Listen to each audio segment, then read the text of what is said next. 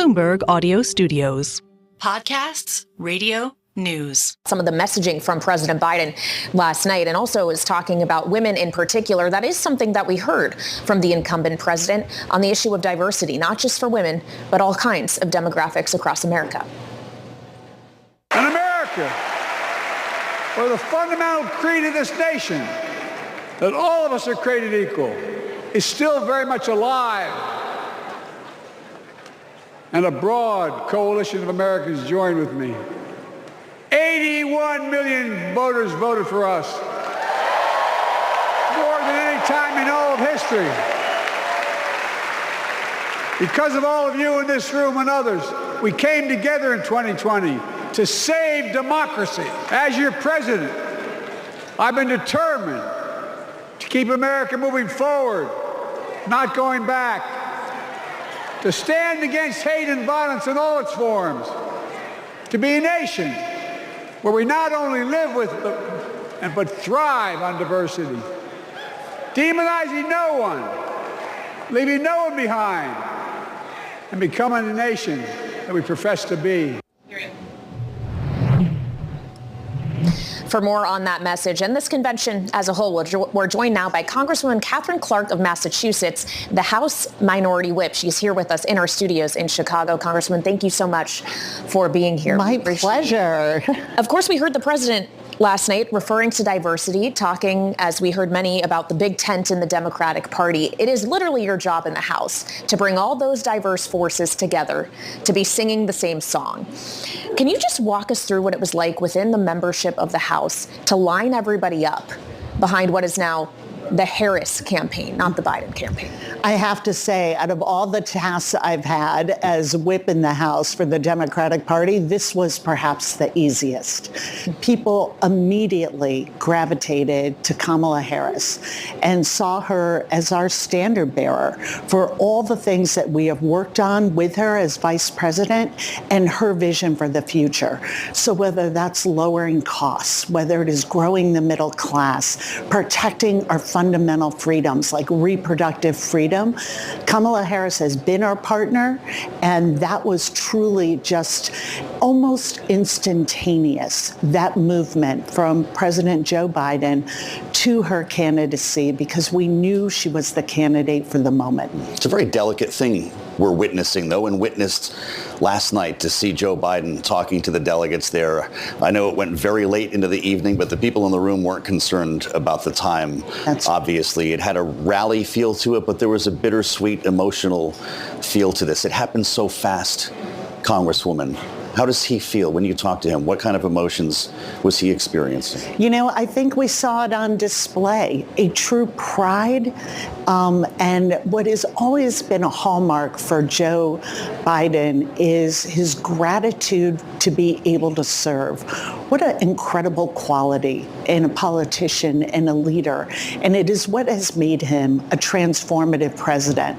That idea that there is a bigger calling here, that the American people are always at the center of his work. And it's at the center of this extremely patriotic decision. And so last night, he deserved every minute of those accolades from the crowd, that genuine affection for him, respect for the job and his service. And we look across the aisle at Donald Trump, and you see the exact opposite. He says Democrats staged a coup. It's a 180 because he cannot fathom giving up power for something bigger than himself. That is where Donald Trump is. It is always about how he will benefit, not how the American people will, not how the Democratic Party that is based on values will. So I'm sure he is wrestling with this moment, calling it a coup because he cannot understand it, because he could never do what Joe Biden did. Well, Joe Biden has suggested his decision wasn't even as much about his ability to defeat Donald Trump, but instead the impact he could have, perhaps detrimentally, on House and Senate races and the ability for other Democrats to win. What has changed for the Democrats' odds of retaking the majority in the House since Harris assumed her role as the Democratic nominee? How many seats realistically do you think you can pick up? I have always been bullish on the Democrats retaking the House because what we've seen are do nothing at best and real extremism that the American people are rejecting. And so what we're seeing is this incredible energy and momentum that we are going to turn into action. And in real time, that is meaning for our candidates have seen a surge in volunteers of small first-time donors. When you get that $10, $15, $20 donation, that's a vote. That is a vote of confidence. Does that translate into 10, 15 extra seats in the House, though? Well, we certainly hope so, but my number as the whip, and I like to keep track of the numbers, is 218. That's our goal, to win that majority and be able to bring the voices of everyday people back into the process. What we have seen from the GOP is this complete focus on their own power, their own civil war that they're engaging in, and the American people feel like they're outside looking in. Well, we've continued to work with the Biden-Harris administration to bring down the cost of health care, cap insulin at $35 a month, take on big pharma and say it is time that people be able to afford their life-saving medication, make those investments in climate change that also are great for the economy. And all of that work was done and brought down our deficit at the same time.